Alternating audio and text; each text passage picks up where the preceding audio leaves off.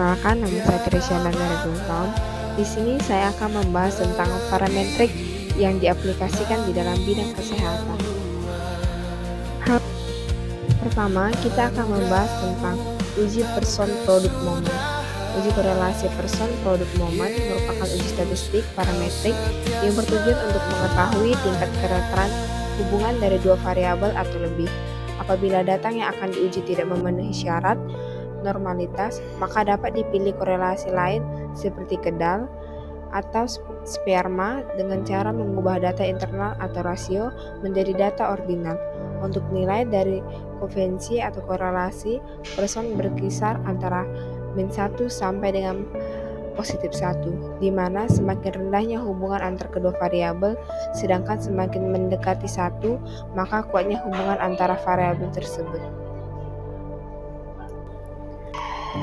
Selanjutnya yang kedua, perhitungan uji person product moment. Korelasi person product moment ini digunakan untuk mengetahui kekuatan hubungan antara korelasi kedua variabel, di mana variabel lain yang dianggap berpengaruh dikendalikan atau dibuat tetap sebagai variabel kontrol. Uji korelasi person R ini dapat digunakan pada statistik inferensial. Hal ini perlu dilakukan apabila variabel X dan variabel Y berdistribusi normal dengan varian yang sama. Jika tidak, maka harus menggunakan koefiensi korelasi lainnya, seperti ROHO, sperma atau W, kendal, dan hubungan dari dua variabel yang bersifat linear. Materi selanjutnya tentang pengolahan data dengan uji person product moment. Digunakan untuk mencari hubungan atau membuktikan hipotesis hubungan antara dua variabel dengan skala data berbentuk interval atau rasio.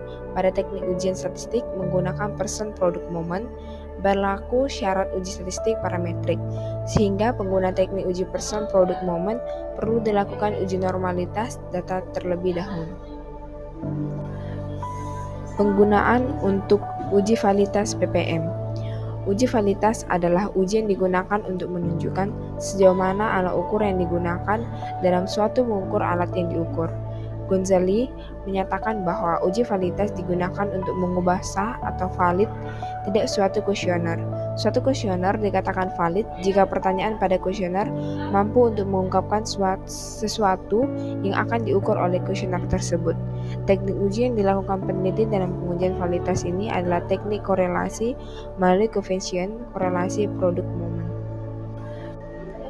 Penggunaan uji validitas PPM. Uji validitas adalah uji yang digunakan untuk menunjukkan sejauh mana alat ukur yang digunakan dalam suatu mengukur apa yang diukur. Gonzali menyatakan bahwa uji validitas digunakan untuk mengukur sah atau validnya tidak suatu kuesioner. Suatu kuesioner dikatakan valid jika pertanyaan pada kuesioner mampu untuk mengungkapkan sesuatu yang akan diukur oleh kuesioner tersebut.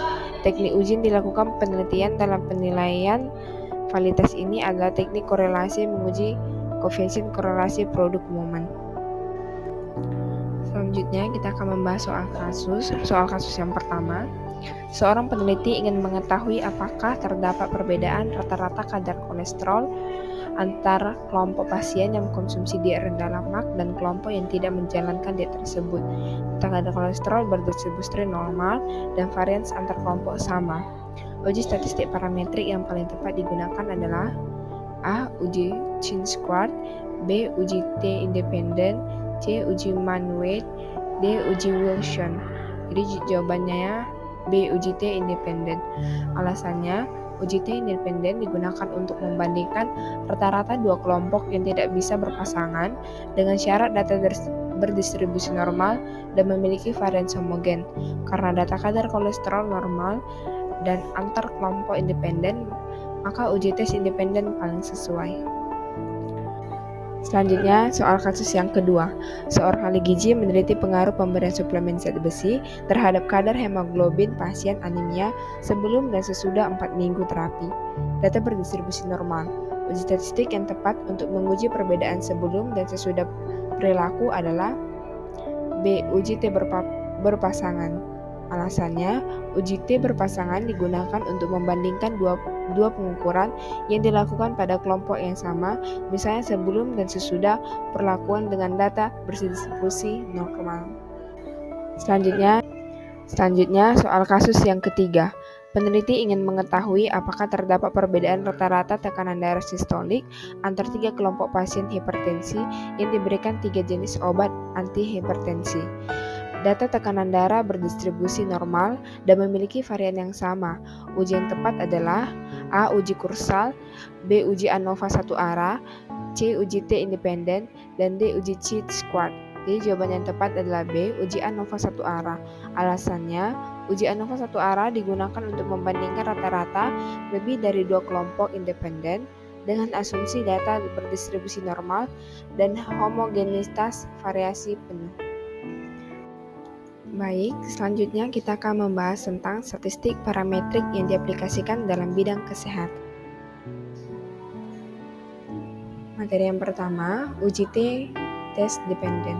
Uji T untuk data sampel berpasangan digunakan untuk membandingkan rata-rata 2 variabel dalam suatu grup sampel tunggal. Uji ini menghitung selisih antara nilai 2 variabel pada setiap kasus dan menguji selisih rata-rata tersebut bernilai 0. Yang kedua, perhitungan uji T test dependent. Rumus yang digunakan uji T 2 sampel berpasangan adalah sebagai berikut. T, nilai T hitung, D, rata-rata selisih pengukuran 1 dan 2, SD, standar deviasi selisih pengukuran 1 dan 2, serta N, jumlah sampel. Pengolahan data uji T dependent. Pengolahan data merupakan tahap penting setelah data dikumpulkan dari lapangan. Data harus dianalisis sesuai karakteristiknya agar hasil peneliti valid dan dapat digenerasikan. Pengolahan data dalam statistik dapat dilakukan secara manual maupun berbantuan komputer seperti program SPS from Windows. Penggunaan perangkat lunak membantu peneliti dalam membaca hasil analisis statistik dan menginterpretasi output untuk pengujian hipotesis. Berikut langkah-langkahnya. Langkah yang pertama, klik analis, lalu computer mains, lalu paired sample t-test di menu atas.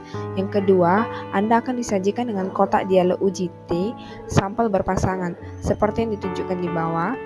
Yang ketiga, pindahkan variabel JAP1 dan JAP2 ke dalam kotak variabel berpasangan. Ada 2 cara untuk melakukannya.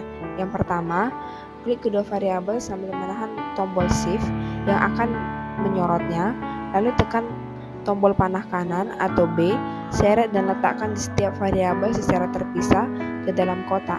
Jika Anda menggunakan SPS statistik versi lama, Anda perlu memindahkan variabel menggunakan metode sebelumnya. Selanjutnya, jika Anda perlu mengubah batas tingkat keyakinan atau mengecualikan kasus, klik Anda akan melihat kotak dialog uji T sampel berpasangan. Selanjutnya, klik tombol lanjutan. Anda akan kembali ke kotak dialog uji T sampel berpasangan, lalu klik OK. Standar deviasi dari data di atas. Penyelesaiannya, standar deviasi sama dengan akar 0,014 sama dengan 0,118, jadi hasilnya 0,12.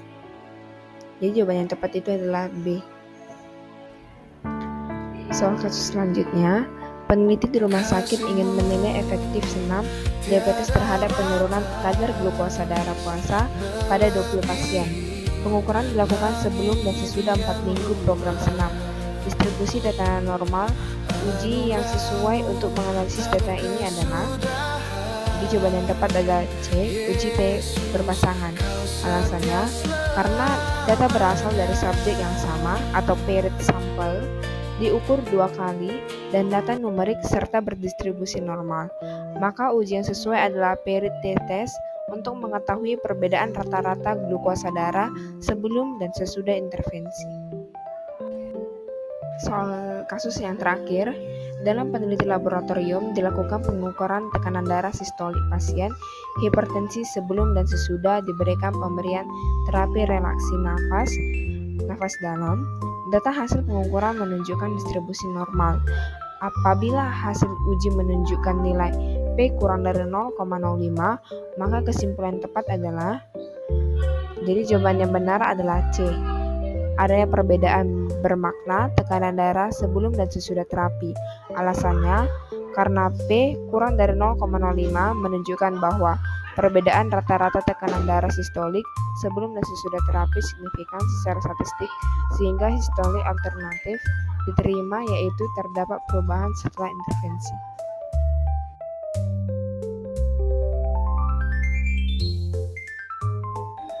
Selanjutnya, tentang parametrik yang diaplikasikan dalam bidang kesehatan. Uji t-test independen.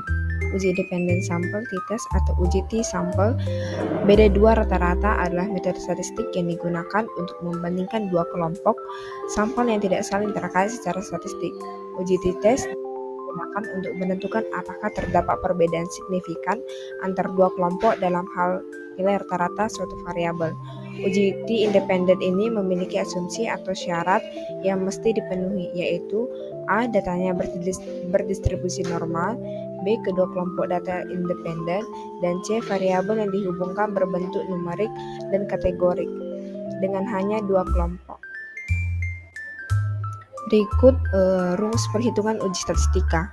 Keterangannya, M1 rata-rata skor kelompok 1, M2 rata-rata skor kelompok 2, SS1 sum of square kelompok 1, SS2 sum of square kelompok 2, N1 jumlah subjek atau sampel kelompok 1, N2 jumlah subjek atau sampel kelompok 2, di mana untuk menginterpretasikan t-test terlebih dahulu harus ditentukan nilai signifikan alpha, interval condition 1 alpha, df atau degree of freedom, n kurang k khusus untuk independent sample t-test.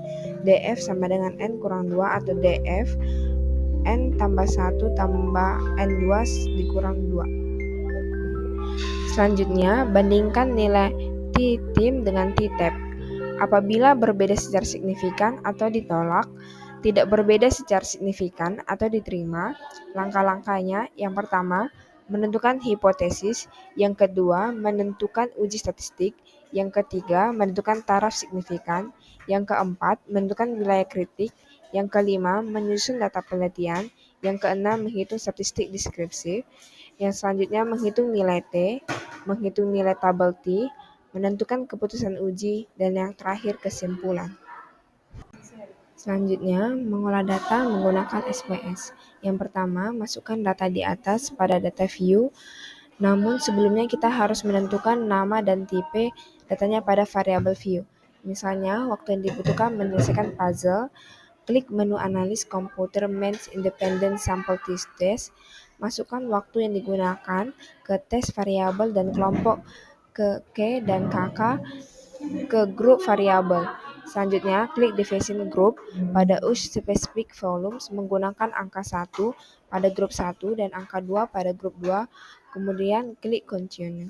Yang selanjutnya, klik Option dan pada interval condition masukkan 95%, kemudian continue, kemudian klik OK, sehingga menghasilkan hasil analisa.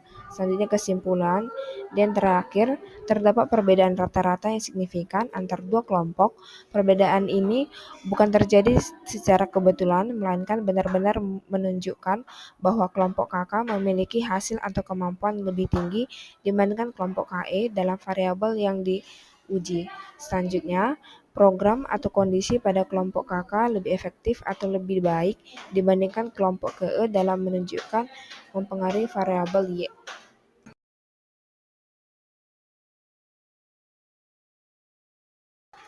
Soal kasus yang kedua, ahli gizi ingin mengetahui apakah rata-rata kadar gula darah puasa berbeda antara pasien mengikuti program diet rendah karbohidrat dan pasien yang tidak menjalani diet khusus.